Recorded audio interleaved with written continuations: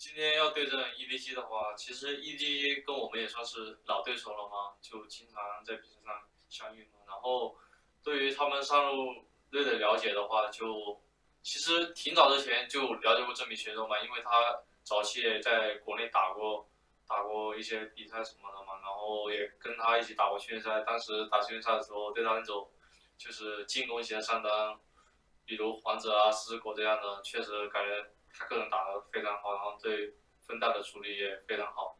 然后我就希望他今天能表现得好一点嘛，让我感觉到有点乐趣嘛。Just a quick fun fact about Let Me. His name translates to Rungwo, which is why people call him the Rung whenever he does such a big play. He's been playing a lot with Tatai recently because both top laners have been playing for RNG. Not the case in this match, Rusty. I don't know what's happening. So I'm really confused. Twitch chat, take a guess. Take a guess which one of these top laners is being taken out and who's being subbed in, because it's not Abel. Yeah, no matter what you guess, you'll be wrong. There is some wacky business going on here, and I mean, you can spoil it for him. Give him a second. We'll give him a second. Just take a look. So there we have Let Me. We saw Kasa. That's Kasa. That is Kasa. He's the jungler for RNG. Who's that? That's MLXG. That's Harry Potter. He is the jungler for RNG. Together, they are the jungler for RNG. He found access to platform 9 3/4, made his way over to the arena in Beijing, and now he's being subbed in for Tatai as the bottom lane position.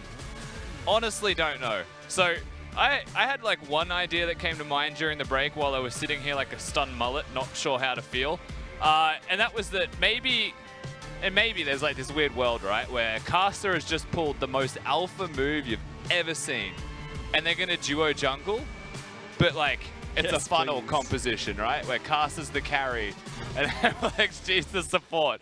And it's just like the most alpha thing you've ever seen from one jungler of RNG. I reckon they paper, scissors, rock to find out who gets to be the carry. I just wish that we had another segment with FLICKR on the desk talking to Raz so I could see if she would want to flip-flop on this prediction for RNG.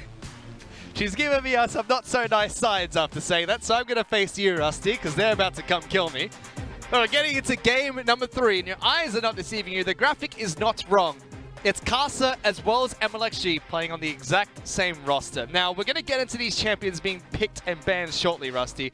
But this is another iteration of the 8.x meta, where we see, you know, Fnatic put in both top laners. Seems like RNG did the same. Oh, Snake yeah, did double support. Like, come on. This is double not even, jungle. This is not even... Step up, Fnatic.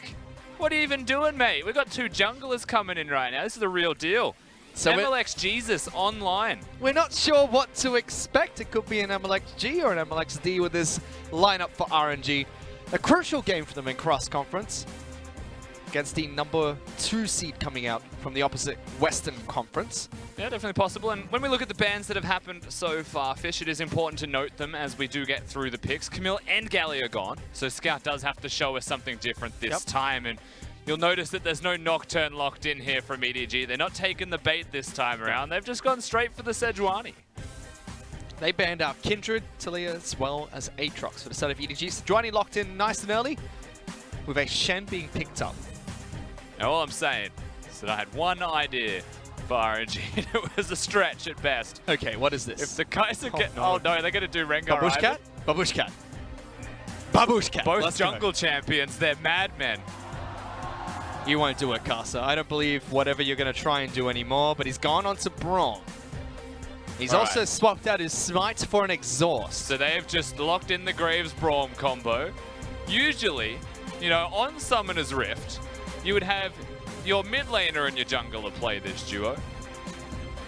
But right now we've got MLXG on Summoner's Rift.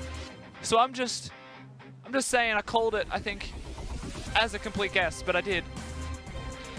Double jungle has been a thing in the past. The Vietnamese region used to use double jungle in the GPL when they were still playing in that league. It's been a long time since we've actually seen double jungle, but Azir does get locked in for EDG. That's curious. We don't often see Azir at all. I think we've seen it in the EU LCS, and even then I wasn't too sure why it was picked. And from memory, the Azir backdoored and won that game, but he probably shouldn't have. So, here we are. Give me that sweet Azir Nunu combo. Let's go. Funnel to the Azir. Sejuani, so we'll see how Nunu it support plays out. Nonetheless, It's a funnel from RNG currently, unless they continue to flex and pull out some craziness. And there's a smite for a jungler and a mid laner right now. So I'm just going to wait for RNG to show their hand after iBoy's pick. Not discrediting the possibilities of a million different things here for Just RNG. But all I want now is MLXG to lock in Vayne and just play it. I'm more curious about what EDG will do, because I want to wait for RNG to finish their draft. EDG have only played AD carries, and there's an Azir locked in, so it kind of has to go into that middle lane. And it's got okay wave clear, but it's not the likes of that Smite Talon, Smite Echo, Smite Rumbles that we have seen going against it. It's just an Azir. Bans are slow from RNG as well as EDG. Rakan taken away early. Gragas being banned out. Let me had a significantly strong performance from Gragas in the last match. iBoy's champion of Lucian being taken away. Didn't have the best of games. Mako was busy helping out Haro, and he was locked down and laying quite hard by Xiaohu. He had a very bad day, and it's not to discredit iBoy's performance on the Lucian. It was the Shen diffusing a lot of pressure, the Kindred diffusing a lot of pressure, as well as there goes a Mordekaiser. I have a feeling that iBoy can play some other champions, perhaps, with that ban. Varus makes sense if he's to lock it in. They get buffed with the hot fixed patch of 8.13. Just like Aatrox got a well-deserved buff as well. Yeah, the mid-patch patch, of course. That was 8.13's hot fix. Small quality of life stuff for Varus, but he was seen and he was picked anyway, so... Before the patch. Yeah, so he'll be locked in again. Varus, not sure who it'll be with. You could assume, though, that it'll be the Shen. He's a very oppressive 2v2. Giving Ray the final counter pick again. Do it, MLXG. Make me proud. I reckon it'd be Xiaohu that plays it, though. There's 3 smites, Rusty. There is. Graves, Braum, Talon. That's what we want. We want a Talon mid lane. Definitely a funnel composition now, though. We see both supports being locked in for RNG. That could be Swain moving into the bottom lane position, so Xiaohu could play that champion. You've seen Thunder Cow, now the sequel, Zeus Cow. He smites down everyone. Only MLXG could pull out something as crazy as that. I mean, remember, this is his game being subbed in, so he could still just have Smite as his last used summoner spell, which makes sense. But Ornn gets locked in for RNG, so that should be Letme's champion in the top lane. Xiaohu should be picking up the Swain in the mid lane. So we're set. That means that it should be Ornn top, Swain for Xiaohu going bottom with Mick. That'll be the duo lane down there, and it's just going to be the Braum Graves funnel through the mid jungle position. But 2 junglers playing that one. Kasa has played the Braum as a funnel champion, but it was normally paired up with Uzi playing an AD carry like Xayah. So this time round, more of a jungle pick, very SOFM style pick, with the Graves being picked up. We'll see where all of it settles. Of course, where these people want to play these champions for the side of RNG. It's still a smite in the mid lane for Xiaohu. May change that one over. That's it. That's what we're waiting for. That was the only thing left standing. Sticking out like a sore thumb, perhaps, but RNG have resolved it. Their composition looks good. MLXG is the alpha. That's the one thing that we can take away from this right now. He's the carry. He's putting on those big boy pants, and Kasa is going to be playing the Braum to support him. Didn't mention final pick for EDG. Saw Gangplank being thrown into the top lane for Ray, so scaling champion into the Ornn. And one of the craziest decisions that we have seen in League of Legends in this split so far. 2 junglers take to the Rift, but EDG, they've got a decently good composition. I will say they scale very hard. Their team fighting late game will be monstrous. It's not as monstrous as that. That's a beautiful portrait. Oh, Can't no. tell the difference. Picturesque right there. But of course, back towards the EDG point. My concern with them is that they're peaking too late in this game. Their composition will come online at 30 minutes. They'll be unstoppable if they get to 30 minutes even. But how are they going to do that against RNG is just one of the biggest questions that we'll have to see answered as we get into this game. It's another adaptation to the current meta. Double supports for Snake. We saw Fnatic throw in the double top lane. RNG had their own adaptation of throwing Xiaohu into the bottom lane with Tatai in the mid lane as their double top substitutes came in. Now making an even stronger case for allowing both their top lane and jungle subs to go internationally, as they've used another example of what they can do, throwing in 2 junglers this time to funnel to MLXG. Has Science gone too far, Fish? That's always going to be the question here. Nope, it's just the LPL, Rusty. It's just the LPL. Science is only advancing further and further. Mayoko with a big yawn, getting ready to get onto the Rift, and frankly, looking at this, EDG have set themselves up with a very tough task against RNG, who we don't know, honestly, when we look at RNG, what they'll actually provide. Can Caster and MLXG work together? Those are the two people that will have communicated together in the same game the least, but they will have communicated together the most because they are in the same role. Do you think that for RNG, once Uzi's shoulder injury got a little bit worse, they decided, all right, we have to prepare for doomsday scenario. Let's try everything and the kitchen sink and see what sticks. Throw all the pasta at the wall. I mean, we haven't even seen Abel. We're not going to see Abel play. They substitute AD carry, who played during the Master Cup. Looked good when he played as well. He did. Not coming in. It's just going to be MLXG playing Graves in the jungle, Kasa funneling him with Braum, and Xiaohu going into the bottom lane with Ming once again. Exciting series for Match of the Week. We're going all the way to Game 3. Let's get onto the Rift for this match.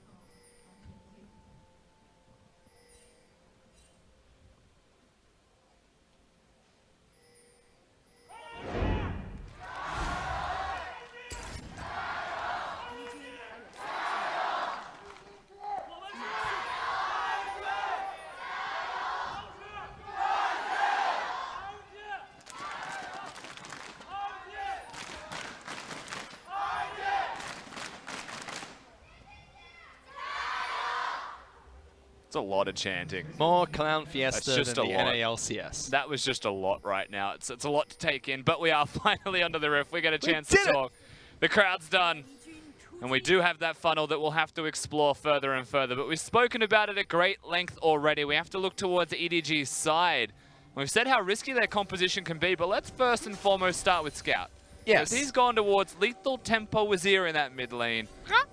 There's a very strong keystone, of course. You could go towards the Comet if you're looking to chunk people out, but it feels like right now Scout's purpose in life is to clear that mid wave incredibly fast. That's the thing that you need to do if you're going to keep up with these funnel compositions. And with Lethal Tempo there, you know, most of the time MLXG and Casa will be focusing on hitting you. And if they're the wave. If they're focusing on hitting the wave, you can hit them. And just like that, you find yourself with an opportunity to perhaps get that Lethal Tempo procced at no cost and hard push the wave against them. I mean, one of the first things that was brought up when we saw funnel comps being introduced to professional play was what mid laners can shove effectively to deny the CS. Now, we talked about Karma, talked about Galio potentially. Azir has been brought up, I haven't seen too much. RNG started quite uniquely. They put Let Me into the mid lane first to get a nice early shove so that Scout couldn't push back, allowing them to pick up all the farm there. So that's a very cute play and an adaptation. Yeah, change things up just that little bit. Of course, there's plenty of time for an Ornn to go up towards that top wave on that first wave. As again, they'll just go from side to side. They'll take the camps. Caster prepares everything. MLXG comes in like a good cooking show, and he'll pull the minions out of the oven in this case. Actually, a bit of a miscommunication there between them. Caster wanted red. MLXG said no. So Caster's like, well, okay. Come back. And here we are. Don't leave me. He's fighting the Raptors. MLXG's taken funnel to a new level. This fight's in the bottom. They're just going to hit each other, trade a bit of damage. Nothing too flashy. Pressing all their buttons. But you're right, MLXG was not happy with Haro taking Raptors. He's going to trade him for exactly that. So they'll continue to fight. They'll continue to farm in this mid lane. MLXG has decided that it's not about getting all the CS in the world. It's making sure they don't get some at the same time. And when it crashes, scuttle to scuttle, they'll go coast to coast. We get a chance again to look at Scout's runes in a bit more detail, specifically what he has got on the secondary rune, and that is just the adaptive damage, Gathering Storm as well, so scaling up. And we mentioned this already, their composition is all about late game. Once they get there, they'll be unstoppable. How they get to late game is the concern. That's where Sejuani and Shen have to put in some big efforts. Okay, what do they have to do? We have to get them there, right? Like the Sejuani has to gank often, hit level 6, be relevant. They need front lines. Skirmishing is the name of the game. MLXG's up here as well, Rusty. That's a funnel jungler going for a gank. Letme's going to flash away towards the Graves, unless she throws down the smoke screen. Going to blind Ray for a bit. Flashing forward. Gets good damage, but EDG decide to flash away on top of that. Teleport being thrown towards top center map. Haro should have his dash up shortly. but Let Me is going to deny him any further damage. iBoy even joining this fight as well. MLG wants a piece of everyone. Yeah, iBoy comes up here, and it looks like it'll just be a lane swap perhaps. Ray may recall and even walk himself towards bottom. We'll see. iBoy, of course, by expending that teleport, has the cull. May not want to leave this lane, but this is just welcome to wacky races. Look, during this time, Rusty, I was watching the minimap. Kasa as well as Ming were just sharing Targon farm the entire time. A Braum and an Alistar just saying, okay, we'll give each other a bit of gold here and there. I'll be honest with you, I don't think that Kasa and MLG are talking. Ming's top lane, perhaps looking for a kill. There's a random cow in the top lane. Ray's not going to get dove, though. The unseen cow is the deadliest, but he was seen, so he's not going to find those kills. His Targons are going to be shared. MLXG finally returns to his natural habitat in the mid lane. The Kasa tried to hold for him, but it crashed under the turret already. MLXG's natural habitat is Summoner's Rift at the moment, Rusty. Hasn't been a spot I haven't seen him in just yet. Now He's moving looking for the pot of gold at the end of the rainbow. Now moving over towards his Raptors, going towards red buff next. Sends Kasa straight back to mid lane. Says, please grab my gold. Hold on to it for me. And of course, we finally get a reset. So what we are looking towards here is level 6. When things can happen at the level 6 mark with the ultimates available. The Sejuani very big for that. Is this Mako, just for EDG or both sides? It'll be for both sides, but namely for EDG first. Having the ability to engage on Haro is a big deal because there is no real engage tools besides the Varus and the Sejuani. Maybe a Flash Shen Taunt, but that's Summoner spells expended for it. So I'd actually be looking at Haro getting level 6, maybe going towards bottom lane. As you would always expect from EDG, that's the place with kill threat. But at the same time, what EDG did is they get kills bottom, they unlock their bottom lane, and then they ship it all towards mid. Well, there's also been a lot of locker room talk about these two players, Ming up against Mako. People reckon now that Ming, probably the best supports in the LPL, overtaking that title from Mako. He's had a fantastic spring split, has worked incredibly well with both Uzi, now well with Xiaohu. I'd say one of the few teams that when you actually highlight a matchup, you could potentially say Ming versus Mako above any other role. Scout vs MLXG doesn't really stand out to me. Let Me is a great player, and so is Ray, but iBoy Uzi would be one, but Uzi not playing in this match, obviously. Whereas good taunt coming out from Mako, locks down Ming. Ultimate comes out for gameplay. iBoy picks up the snipe and first blood on top of that. Xiaohu forced to flash away nicely. Does have cleanse. There, that's one part of the question answered. They kill Ming in the bottom lane. a little bit of shock factor actually behind that one. Didn't expect all of that damage to come out just that quickly. EDG get themselves the assassination onto the cow from a little bit of distance there. iBoy flashes forwards, calculates the damage, and they set themselves up very nicely. Nice stacks of the W passive before using the empowered Q. Remember that a few patches ago, Varus's W got changed. Now has an active, does bonus damage when targets are low in health. So good snipe onto me. And we get to see it happen here in the bottom lane. Shen hits the taunt early, and the headbutt was used at the same time. So you see the assassination there. Oh, lots of damage, actually. Plenty of damage, and iBoy plays it well. Lots of Varuses have been maxing their Q, especially since the hotfix changes. And even doing Rift Rivals before that, we're doing the exact same thing. Provides plenty of damage there. Scout's about 30 CS down right now, so not having the best of times. But Haro, he sees them. He sees Hex Splash on from him. Ming, though, surprises him. Knocks back the Sejuani, forced to charge away, even Exhaust being burnt. For those who don't play with Hex Flash, you can change the direction when it's channeling. So you can scare people off, or you could just change towards the Sejuani in this case. And Ming on the Alistar says that's the target we're after. We're not even going mid lane anymore, and they get some nice damage down onto Haro. Also burns the exhaust from Scout. Has been stuck in this mid lane the entire match. It'll stay that way. He's picked the Azir, he's done it to himself. Looking to scale up. Scout is a very good Azir, actually. You know, one of the champions we don't often get a chance to see, but when Scout's playing it, he's quite adept on the pick. Things like Twisted Fate. He's very good at the abstract, yes. Scout. Even Zed, when I think about it. He got a very early Berserker Greaves on his Azir, so tons of attack speed from his runes, as well as the items he's picked up so far. You get him, Let Me. That's it. You got the pirate. Now can you actually kill him? No. He's going to assert himself. Nice. Good control in the top lane. It's an important thing to have. Of course, Ray doesn't have teleport, does not have the ultimate. So there's no barrages available for even clearing this wave, and I like it from Let Me. He's going to stay. Actually, yeah, forces him to stay around. He's Ray underneath that turret. Gonna pull back Eyeboy, force to use his ultimate. Mako follows up with a taunt of his own. Good damage onto this Alistar. Not level 6 yet. Xiaohu gonna throw out his own ultimate, looking to chase down Eyeboy. We'll be able to pull him back if he hits the nether move. Looking for it. Good side step. Still tethering for the damage. Pops. Good damage there, but they follow back up with a taunt of their own. Ultimate's going to come out of Ming, gets sniped once again. Another arrow to the knee of the cow. They're still going. Xiaohu forced to run away, but slowed down by Mako. Tons of damage. One more would be enough. Hail of arrows, not there. One more auto, but the stopwatch is there. Scout gonna Shurima shuffle into the fight, throws out the Emperor's soldiers. And although we see Mako fall, it's still a big trade for EDG. Yeah, Scout shows up and Eyeboy ensures that the kill, or at least the assist, goes over to the Azir. And stopwatch is used everywhere, but EDG are still the ones who come out on top. Just an overreach, honestly, from the side of RNG. They saw a chance. Xiaohu, in particular, saw a chance, and it starts here. Using those chains very early was great from Eyeboy, and they trade Ming's health out completely. He's out of the fight. And he's going to try and come in and just assist, if he can, help Xiaohu. And Xiaohu could kill Mako here. But he chooses to go for Eyeboy.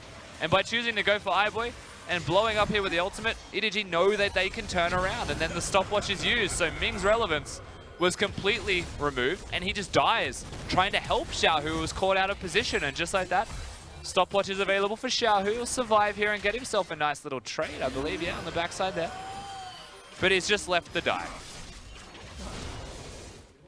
Good rotation coming out from Scouts as well. Eyeboy might be able to secure that himself, but a little bit too confident. At least picks up one kill back in favor of RNG, but it's been a very similar story for this entire set.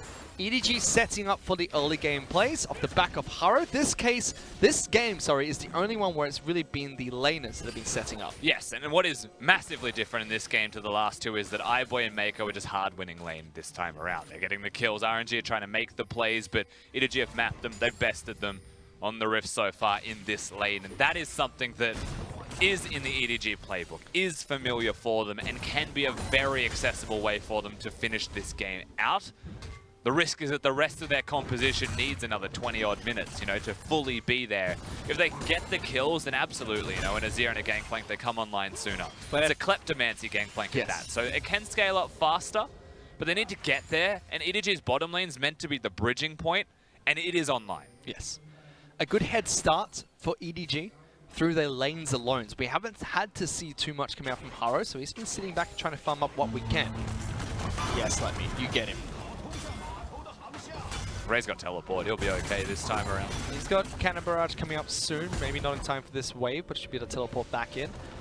For the side of RNG, though, we talked about EDG's comp and how they're meant to try and win this match. RNG have a funnel composition to get gold into MLXG. When does this funnel composition actually come online? I mean, the way funnel often works is that you want to hit completed items before the person that you're laning against. And right now it's Merc Treads working towards Black Cleaver compared to the makings of a first item here for Scouts. So it is online, but it's all relative amounts. Usually 2 items, 3 items is where it starts to become, I would say, super overbearing. 3 items are a pretty good breakpoint for exactly that. So that's what you're really looking at. But when it's a Graves and a Braum, it's relevant from level 1. And that's the consideration here that EDG have to contend with. Azir does not have a cleanse, is running exhaust, and he cannot afford to make a misstep in positioning. Needs to be careful with his position, as Ray actually trying to turn this around against Let Me. Good use of the Bella's Breath, taking a little bit less damage and charging towards Ray. Yeah, but even better from Ray to run straight through it. Xiaohu. Oh, you think you're the hunter, but you're actually the hunted here, Haro. As everyone's going to clutch. Stand United trying to keep him alive. Good shield. MLXG over the wall. They turn! Gray's going to be taken down. That's a lot of gold from RNG being killed at the start of this fight. Let Me even force a flash away on the back half there. EDG turn it around. Yeah, I mean, MLXG was by himself on a flank looking to get the assassination off, but the fight happened in front of him. He couldn't get to the flank. Misses the ult, misses the Q, and suddenly the kills are gone. And EDG get exactly what they're after, which is the counterplay. And they were there. They weren't just rotating with a Shen ult, they're already walking to that position. EDG putting in work. Scout picks up the kill as well, so now a double buff over to the Emperor of Shurima. True 0-0. Stinger complete. He's trying to clear out that wave. Is Let Me save his tower for as long as he can. He'll do exactly that. Eyeboy doesn't have ult. Yeah, he doesn't have the chance to lock him down. There's no flash taunt available for Mako. Flash will come back up shortly, and Xiaohu's trying to trade a turret for the team. Good damage on this side, but Ray's going to be able to rotate there. Will it be in time? Gangplank sets up his barrel. Is going to be okay. Saves the turret, but it will fall. Eventually, this turret's going to be gone. It is a 13-minute Trinity Force completed, though, for Ray. So he can instantly clear the waves with the kegs once that Trinity Force is completed. That's the difficulty that they'll be facing now. RNG, there's a chance that the stall, or even an acceleration of the game state, can actually commence now. Xiao's going to keep trying to push down. This turret has the assistance of Caster as well as MLXG, so first turret goes to RNG. They will sacrifice their top lane turret to iBoy and Mako. And when you look at the difference between the funnel of the Graves against the Azir in mid lane, the 2 kills actually mean a significant amount. It's 175 to 140, so 35 is the difference.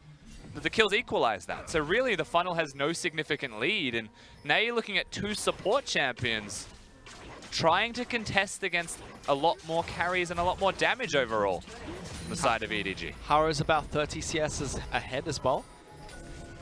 The one thing that does save RNG, though, is the fact that they've got naturally strong champions. iBoy in some trouble here. Xiao, who's going to try and chase him down. Ming as well as MLXG are here. iBoy fancies the duel, tries to take him down, but Xiao retreats. Caster gets him to stand behind Braum. An easy kill on EDG's AD carry. Yeah, he knew he was dead. There was no opportunity to be saved, so they just let him go. Maybe tries to get the 1v1. Maybe the outplays there. Scout still winning mid lane in the meanwhile. And Gangplank also pushing the bottom lanes. EDG just making appropriate trades, knowing that their AD was long gone. Aren't you going to try and take an objective for themselves on the way? Pings are being spammed by EDG to try and get towards this objective. Saddest herald you've ever seen. Double support taking Rift Herald. MLXG finally shows up. Man, MLXG and Caster have not been the most convincing funnel duo that I have seen in League of Legends. From level 2. They've been in different places on the map. It just sums up who they are as junglers, just disconnect all the time. Well, that's 2 styles colliding, and here we are. Ray actually controlling this 1v1, and Haro here. He's got the Poro trying to chase down. Let me throws out the ultimate, trying to stay alive underneath his turret. Won't get the knock back, and stopwatch used by Ray. Keeps himself alive, gets the kill in the bottom lane. Made me wonder why Ray was taking the turret first, but the stopwatch is available to keep him alive. So very well done from EDG's top laner, showing that he's still got the big carries, and let me not having a fun time this time around. EDG get further and further ahead. 3,500 gold ahead of RNG.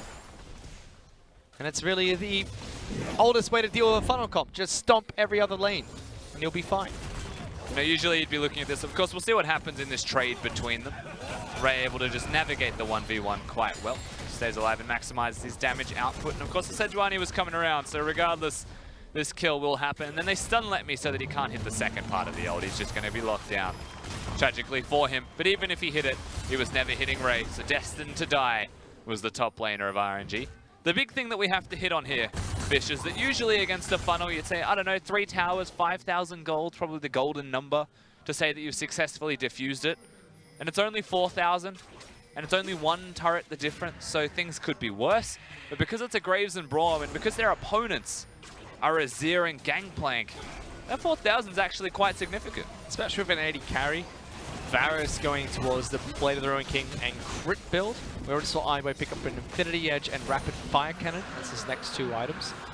So the scaling from EDG is great. They're already ahead of RNG this early into the match.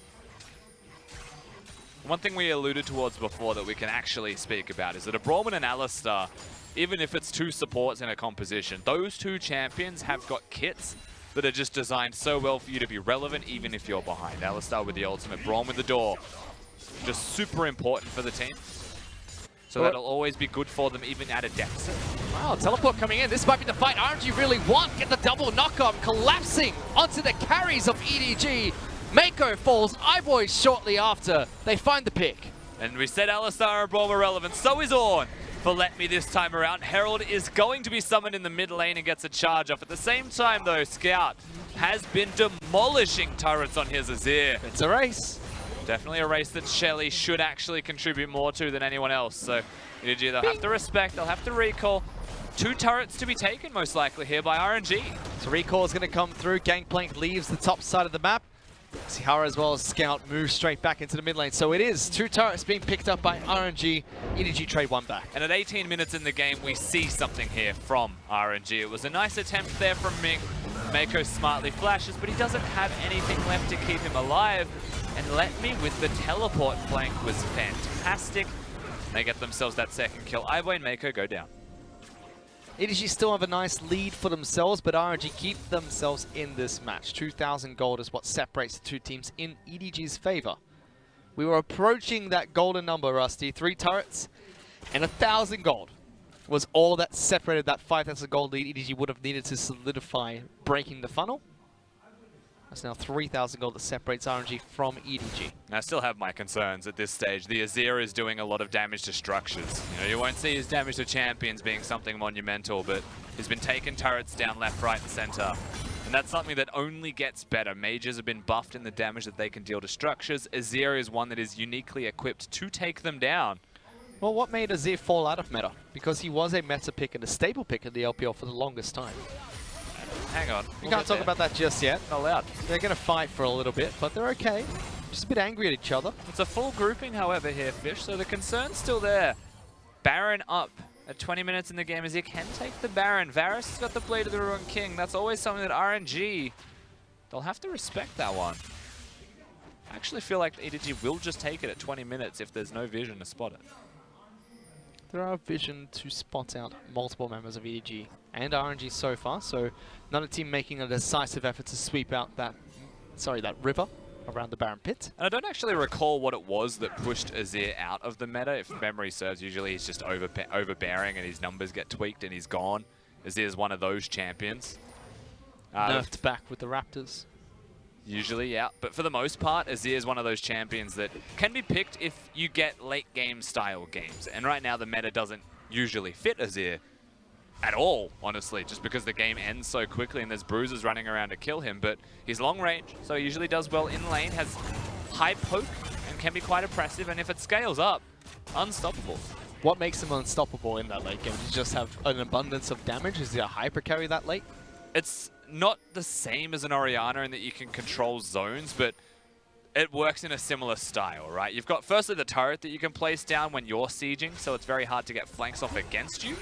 And secondly, your scaling damage is so high that with 3 soldiers up and available, if someone wants to walk into you, they have to kill you straight away or you just lose fights. His damage late game is too high. They are trying to scale up into that late game. We took a look at the gold. It's a 1,500 gold lead for MLXG.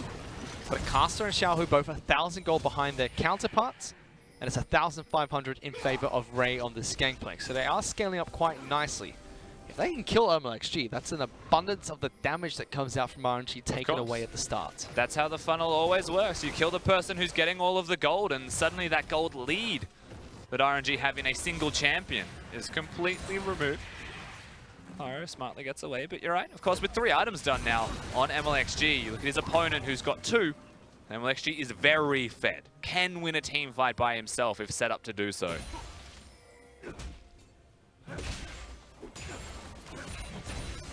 Bit of a quiet phase in this match, however. No real objectives for them to take this side. Despite Baron is the big Baron objective. Exactly what they're after, though, Fish. Difficult one to set up for. You can't just sneak away a Baron that easily. I'm going to try and set up for it. EDG do have the right wards so far. RNG reacting as aggressively. Hex flash. Get over that wall, Ming. Nice. Just giving him the how's it going. Scout says good, thanks. Takes half his health and damage for it. They lock down Scout. Gonna be able to pull him back. Knocked up by Caster as well. Gets Stand United to keep himself alive. Great choke point here, though. They kill Haro to start the fight. And they follow up. Durang with another one. As someone actually into the back lines. Harry Potter himself helps out with the kills. RNG catch EDG by surprise. And 3,000 gold down doesn't matter. RNG's composition just has so much crowd control from short, medium, and long ranges. They get the kills once again.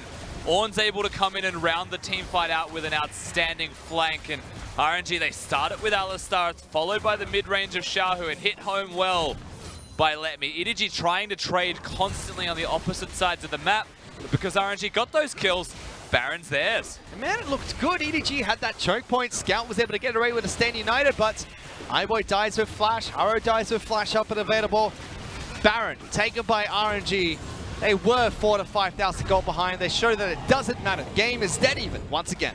And we'll see how this all happens. Of course, Scout gets hit by the Braum Q, which means the Xiaohu guarantees that he will hit that claw. And Scout could have flashed, but perhaps just expected that he would stay alive. And what he didn't expect is that the rest of the team would die in an attempt to protect him. So Xiaohu comes in, they lock it down. iBoy also gets locked down, even though the Sun turret is there. Let me with the big flank, throwing out the ultimate to stop both iBoy and Scout from retreating back to safety. Haro was stuck between a rock and a hard place, fell in that fight. Look at the zeros. Out damaging everyone on his team.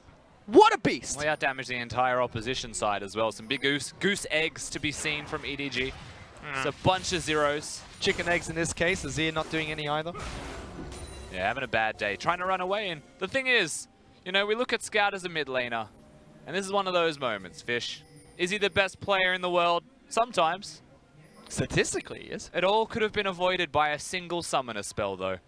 What if is he that? just used the flash earlier, just respected his opponents, and maybe that collapse wouldn't have happened. Maybe the kills wouldn't have happened. But you know what? That's just Scout things, isn't it? We've accepted it. We've moved on here at the LPL. We just know. From amazing Galio taunts in Game 1 to falling in Game 3, picking up Azir. Now RNG going to try and use this Baron buff to pick up the first lead for themselves in this match. It's just a 500 gold lead, but still 2 minutes of Baron buff to work with. Only one inner turret left, which is in the bottom lane. The rest is just inhibitors to be defended by EDG. And they should actually be quite adept at holding the base. At 25 minutes in, Gangplank has got a lot of items. Azir has a lot of wave clearance. So does Varus, actually, if he's given an opportunity to hit the waves. So with Baron buff, this is the only opportunity. Ooh, and they're diving. They're going for a fight. They're locked down. Scout forced to get the stand united. They're going for the back half of this. Like Ming throws out the ultimate. Good damage. Ming's going to be the first one to fall. And MLXG still dealing damage himself. But EDG turn it around, denying the initiation that comes out from RNG. Flashing forward, looking for MLXG. But they get two and repel the push.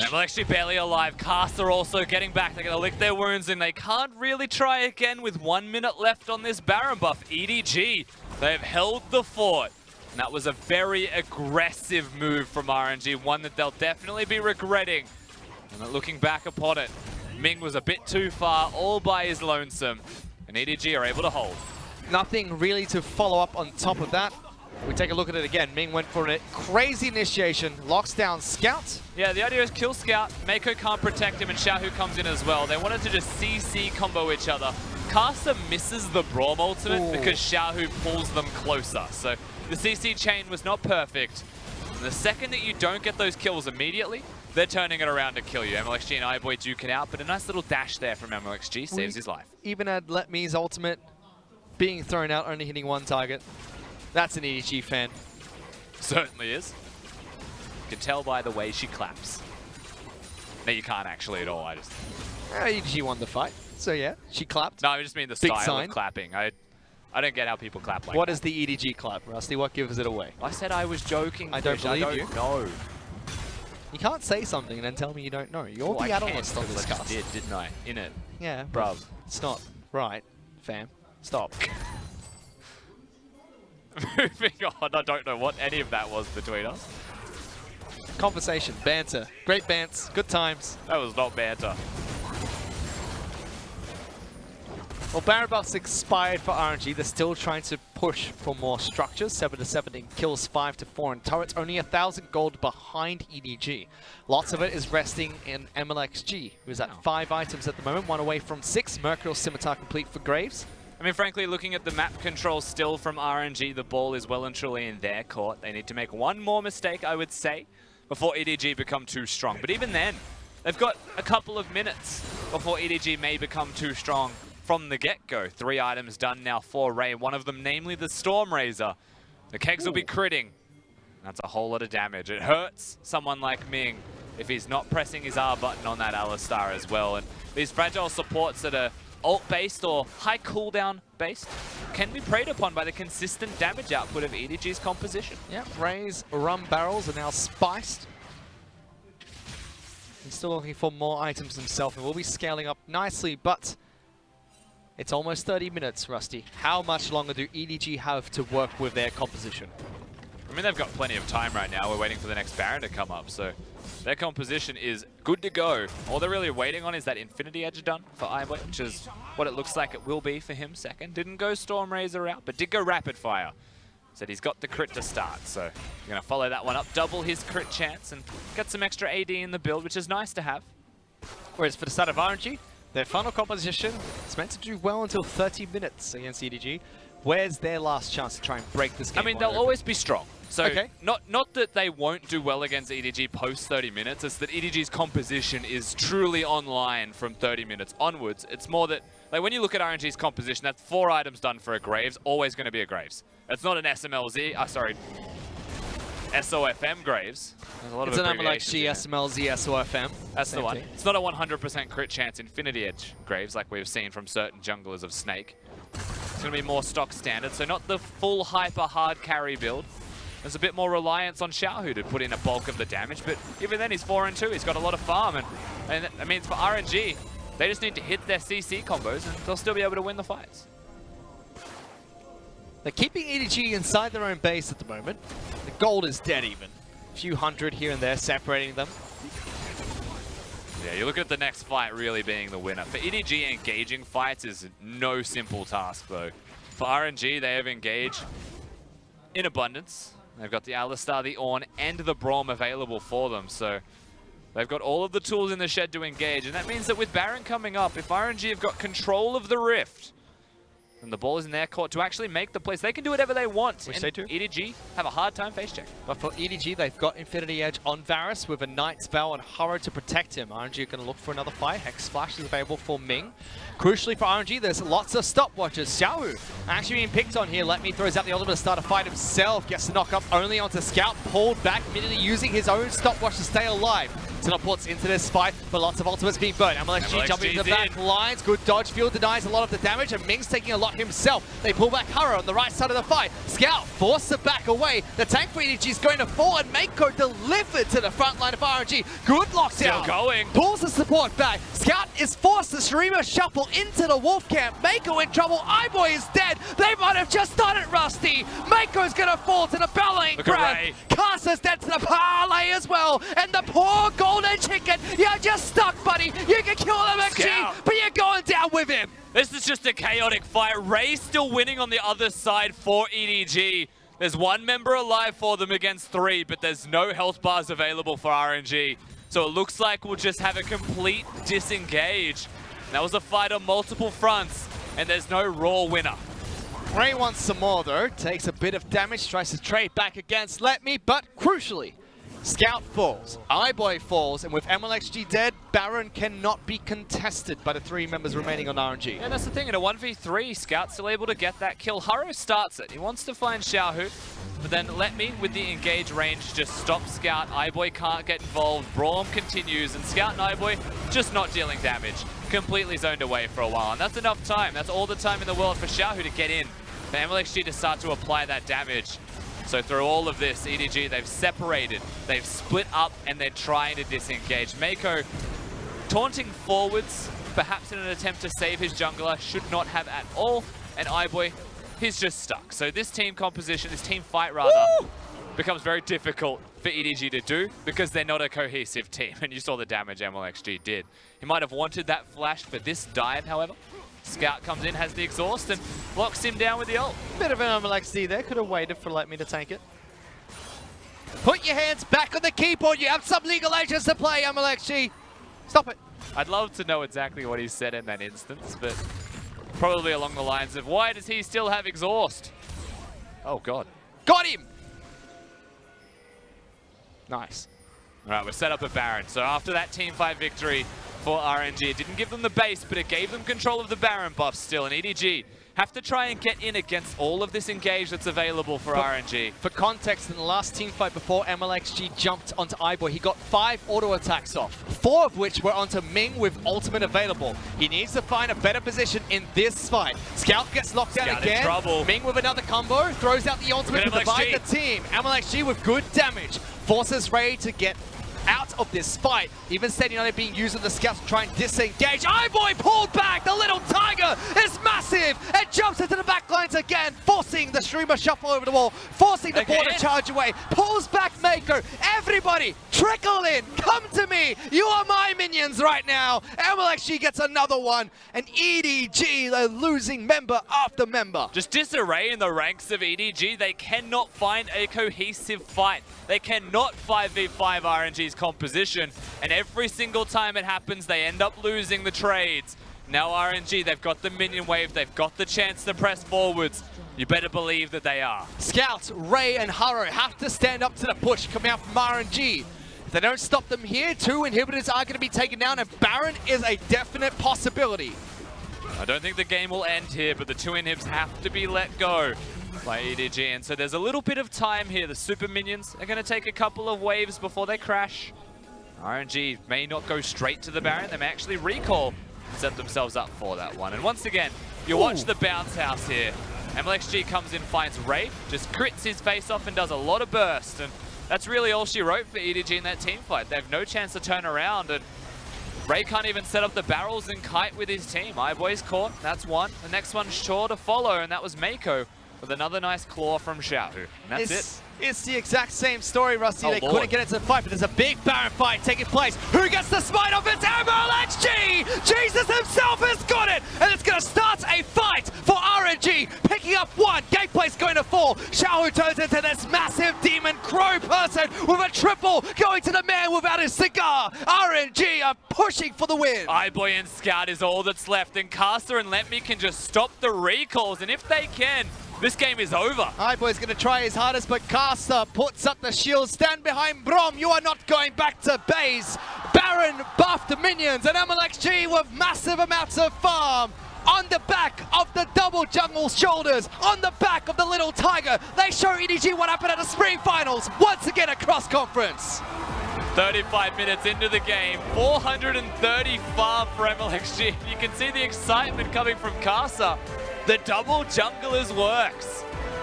May not have been a cohesive communication coming out of them, but what matters is they get those team fight victories. And RNG do what it takes. They give a game over to EDG, which was hard fought. They show that no matter what, they can still take the series, bringing in both their junglers, starting with both their top laners. EDG tried something interesting. Their composition was meant to work late game, but how the hell do Scout and iBoy do damage when they can't right-click anybody? There's just so much crowd control in the ways of things that you can't really QSS. Very difficult composition to play against for an Azir, and for a Varus, that much is for certain. End of the day, RNG's composition came up trumps, and when you look at EDG, you'd say maybe one thing too many in the scaling department in this last game. They started rolling early, absolutely, but that early rolling I would rather was another champion, perhaps not the Azir, in that middle lane. Cute pick coming out from them. They did get a nice early lead for themselves, which was EDG's story from game 1 to I know game what 3. these people are talking about right now. The coaching staff RNG come up to Casa. I went to red buff, MLXG went to mid lane. I don't know what was happening. I thought we were doing red buff. Not the case. MLXG saw an enemy champion and his eyes lit up. He's like, we're not doing red when I can attack them. I can hit somebody else. Why? He's taken his Raptors, Casa. We need to stop him from taking his Raptors. It's just funny that these two junglers play together. One's a Braum and one's a Grave. And you're asking two people with very polarizing styles to funnel together? Yeah. I'm not surprised they did the opposite things. It makes sense that MLXG's the one on Graves, Casa the more controlled player, being on the Braum. Being that protective man trying to keep MLXD alive, and he did so successfully. Look at the big drop as EDG picked up a nice 4,000 gold lead halfway through the match.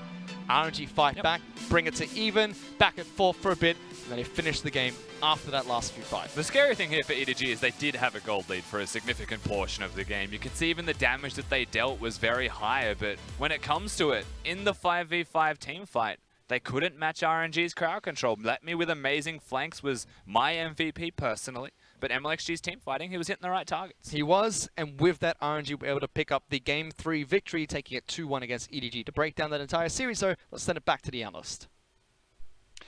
Thank you so much. And Frosk, I'll sit out for this one. She's got it. Okay. Raz, let me tell you how Edward Gaming work. Edward Gaming do one thing really well. Yeah. Semi-global, mid-game team fighting. Yeah. If they get that, gods. RNG do everything well. Okay, calm yourself Everything now. well. Relax. Get out of here. I'm throwing you off the fucking... You're out of here. That's all right. Well, Okay. I guess that's a desk then. Thank you so So- much for watching. Rebuttal, perhaps? Do you have a chance to answer back? Why was there an Azir? So, like, so I thought EDG handled the early game well. The early game essentially was With a an final- Azir, too. It's actually quite Yeah. impressive. Because the idea of putting the Azir in there was because, we've seen a Lissandra come into the meta. We've seen champions that do quite poorly in the laning phase, even going for the lethal tempo just so you can be focused on the team fighting. Because you're going to get a gold funnel composition going up against you. All the farm is guaranteed to be under your tower, and you're guaranteed that farm because gold funneling is not pressuring your tower. It's literally just going into your own jungle. And MLXG and Carson weren't even doing that properly. MLXG was ganking when that was happening. It was Carson just sitting in the mid lane with an entire wave at his tower because MLXG was off in his own world helping They the do top side of the map. everything well. Holding They hands. were able to farm the lane and hard gank on a gold funnel competition. What other team does that in the world? Azir was like keeping up in farm with the Graves. Yeah. He was actually the least gold funnel Graves I've ever seen. But it didn't matter because the top side skirmishes were coming through, and even though EDG had the early lead, it was actually pretty mad that I turned to Frost and I was like, look, it's great that Scout got the early mid lane tower, and then every single time he roams to a side lane, he's either getting the gold for the experience or the kills. But I was just like, but he could do that with any champion. I said that he could do that with Teemo. I wanted him to essentially find growth in these team fights because this is such a late game scaling composition. But Zach said it. Rusty said it properly in the team fight in the game. How do you auto attack? How do you ever have a team fight for 5 seconds where you actually just outputting damage as Varus and Azir when you're just getting completely run down? I mean, you saw the draft. That was Azir 3rd, not 5th. Not as a surprise. Oh, we're going to turn this around. But hey, Alistair and Ornn are still up. We'll just let those go through the bans. Edward Gaming and questionable drafting? I've never heard that before either. I like different verse, same chorus. concept, and I think the concept was scaling. We're hitting the bridge. The concept was scaling, and it was very similar to the last game where the Maokai went through. And I think that it's good in the sense that you know where you're aiming for. It's just up against the multiple CC points in the team fights. You're not team fighting, and that's what it looks like. I just want to be clear. So EDG are shooting for 2016. We've got Azir, we've got Maokai. We're just going That's back in what time. I said. You literally looked at Edward Gaming's composition. I feel like no That's fake because he definitely picks up the same Notebook. He just grabbed the one from like last year. He's like, oh, where did I put my draft notebook? Okay, yes. Pops it open. Azir. Oh wait, we've already played this game. That's odd. I think it's smart just because we're starting to see Gragas come as a blind pick in the top side of the map. So Maokai is a good response to that, to scale up with him. There are obviously situations here, but the Yes. issue is that we keep running into this issue where it's one meta versus the other. Like either did Vedia say? Either do the meta or die. Or die. Yes. That was a splice criticism. You calm It down. was H2K actually. Oh yeah, it was H2K. I watched the EULCS live. Yeah, I saw that. Congratulations. That was So nice. to talk back about the LPL, EDG, it looks like they're trying to struggle and find what that is, but they already know what it is. They had that game won. They had the recipe for success. They made themselves a beautiful cake, and then they said, you know what, we're going to make dumplings, but they didn't have any... There's too much engage. I don't know what you want, especially in that very last team fight when they go for the contested Baron, because that's a level 18 Graves against a level 14 Sejuani. So, and again, it was that Graves that actually takes our MVP, MLXG, on that gold funnel. He gets the gold, he gets the experience, he gets the kills, and he gets the swag at the end. and the reality is that Edward Gaming should have seen this coming from a mile away. And so I do agree with Raz, this assessment that maybe that's EDG's counter, if you will, or answer to the gold funnel composition, because at Royal Never Give Up, they prioritize the blue side, they bring in Carson and MLXG. You can see this coming from a mile away. It is going to be a gold funnel composition, but usually the way that you counter that is you move two people yourself into the mid lane, or you do what Team WE do, and you grab the Rumble with the Smite. Edward Gaming gambled on the Azir, they didn't have the front line for it, and in this team fight, you can see exactly what happened. Scout just spends the entire time running away. 2 team fights in a row, by the way, where Scout realizes he can't do anything in any of these skirmishes. He tries to take one step to walk forward, and then Azir, or at least the Swain, walks up victoriously. Let's see it. This music. We're not even gonna see it. The music is so great. So Thanks for cutting back. and so these are two We were games in a kidding. row. 2 games in a row where RNG just went out through proper team fighting. I'll say one thing that EDG is gonna take away from this is that Letme's a god. Multiple times flanking them. Yeah. This game he flanked out the bottom lane actually when they were pushing up mid lane. So Varus and Shen, boom, completely pushed out of the game. And so these are the ways that they find themselves back in, being creative about where their ward placements come through. TP from Letme, so he actually just gets the complete flank on him. So unfortunate that EDG get caught by that 2 games in a row. Yeah, bit of a tragedy for EDG. I'll let you guys get final thoughts on this matchup before we start wrapping up the show and looking towards tomorrow. RNG, can they do everything, Raz? We dodged all the questions a little bit earlier. Yes, they can do everything. It doesn't matter if they have Uzi in their roster, if they don't. They have a competitive 7-man roster, which no other team in the world can talk about, and they have multiple strategies and multiple drafting strategies on top of it. Right now, RNG are uncontested, the most versatile, most talented team in the world. Agreed with that. I think that if we're talking about through cross-conference, we might see a situation once again where RNG cleans out cross-conference going up against the West. It might happen. Especially when they go back to their own conference, and that's looking way ahead, but they kind of have to just because Invictus Gaming is the new opponent they want to be able to face. Yeah. RNG You're just going to glaze over Rogue Warriors there? Yeah. I'm saying that RNG as a team is incredibly strong right now, with or without Uzi, and they've showed that today. I thought this was going to be the first real experiment to whether or not this roster was going to work, and they've already passed that test with flying colors. Well, there we go. Now we've got the answer here. Let's take a look at the standings and see where RNG are going to sit after that win at 7-1. The first team to reach 7, and EDG with that loss now fall behind Rogue Warriors at 5-2. A reminder, the only team that have taken down RNG is Little JD Gaming, but of course it was the curse of moving into their home arena. Every team who has moved into their arena has lost their very first series. Yeah, remember the games that we're playing today? So JD did win their set going up against WE, so that was 6-1, congratulations for them. Still remaining at the top of the Eastern Conference. And on the other side, OMG, the series that we did not get to cover on our broadcast, tragically, they went 3-5, finally taking a win against Vici and looking to climb just a little bit higher up in the stand. Which means that that 4th place spot is still incredibly competitive in the Western Conference. You see TOP holds the spot right now, but OMG right on their heels, and that's really the conference that's broken wide open. We expect in the Eastern Conference it's going to be RNG, Invictus Gaming, JD, and Suning.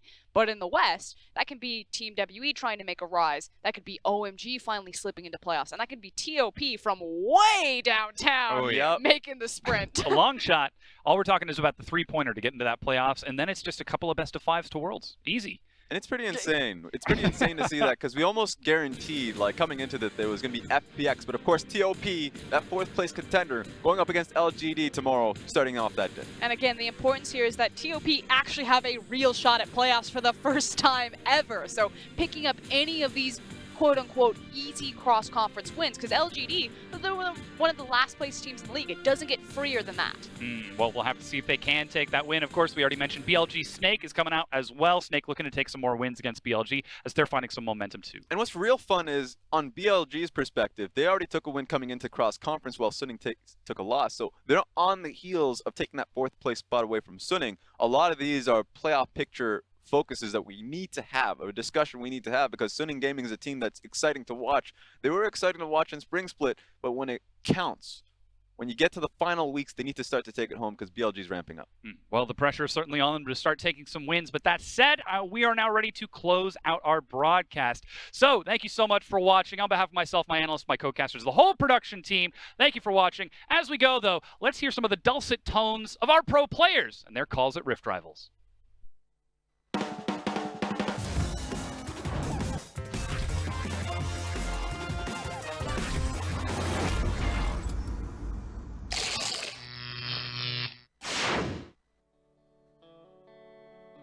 我们今天算不算献祭？我们下等马对上等马，赢了血钻，输了不亏。中路，看一下，再靠，有点慢。能救吗？有点慢。我应该可以救，我觉得。可以试一下。我要冲过。出去！我要冲过！有没有给我盾？瞄一波，他们场前快瞄一波。好，他瞄一波。哎，想不到我小 IG 也有被先击的一天。他们在打，不急，再打了，不急，再打看着操作。可以慢慢。小明他开你没有？我上去，他踢了，慢点。我也踢了，来不了。没，他都改好了，慢点，先对一下，慢慢对，我就跟慢慢打，对，跟慢慢，可以，慢点，对，对，交，哎，交，我这边交，来打，一波，交开一波，来打，我们的使命完成了，兄弟，这把终极节奏，RNG 扳回一城，对不对？对，我们一定要赢。听到吗？这么多人给我们加油！可以啊。戴着耳机，声音都这么大，干嘛？声音这么大，别送啊！别送啊！行，你送了观众都说不出话，你杀起来观众狂叫。这波要打了。枪怎么样？可以。敲吧！枪看一下。还有水银，先出来。慢点，打前面。先出来，编辑们，卡上。先出来，我也要没了。没了。卡上死了，你不要进去啊，不要一个人进去啊。对，刚刚没办法，只能进去。会被一波，应该一波了。哎。我们可以赢的，我也感觉可以，我们可以赢，我感觉我们也有戏啊！加油，我们能赢！哇，来了，这舒服了，真的，这舒服了，硬币克烈来了，硬币哥克烈来了。OK，后面踢能打吗？这里能打，应该能打。我踢这了，打吧，我踢这，我踢下面了，打吧，杀 AD 我闪，我踢了。蒙多在这里。哎呦，线就拉我了。AD，死了，可以打。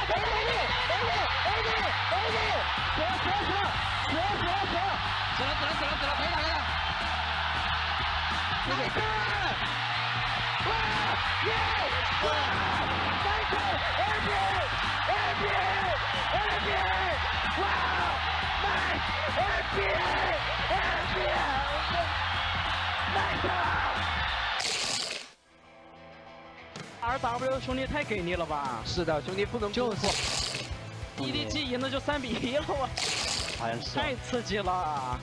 然后最后还上的是阿菲卡 ，Oh my god！ 对，就拿 gay 团阵容，直接爆他们。我们可以直接就是剑魔加吸血鬼中上换啊，我觉得这样换2路都会有优势，而且挺好赢的。直接上，凤凰可以往上走，别怕，我有6。凤凰可以往上走，知道。凤凰可以往上走，我也在靠，我在靠。他们有凤凰，没事，我在靠。集中，听我说，等我带节奏是吧？我回了，一切以我为准。OK。我跟小虎发育没问题。我们上中也是无限赢，真的。真的无限赢，不可能输的。他中路只能被我爆干。他们以为我们会 rush 直播。看位置。慢点。没事。他们都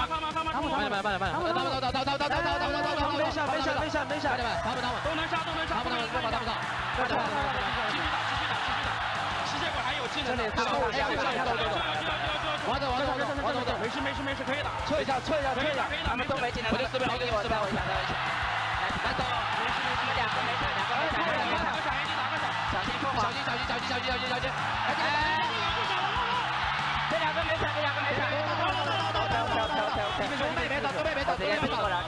你先把引 A 了，那个小虎，你先把引 A。我。准备没打。血管之内。啊，我们先把他，先杀他。准备有，没杀。对啊，杀准备。我30秒到，准备到这里哦。留给马龙打喽。你几秒到啊，小明？我30秒。我上去前他们吗？我上去前，杀了。我一个准备到，救他！直接到，还没 Q，直接到，可以打掉。我这波双春哥，你们别管我，你们把后排打好就赢了。他这个 AD 打团有问题的。对，还有点慌，兄弟，可以一波了，别急，慢，真的直接看。我有打，看，来不及了，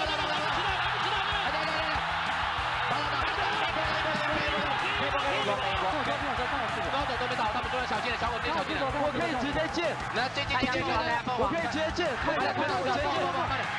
没啥，别急，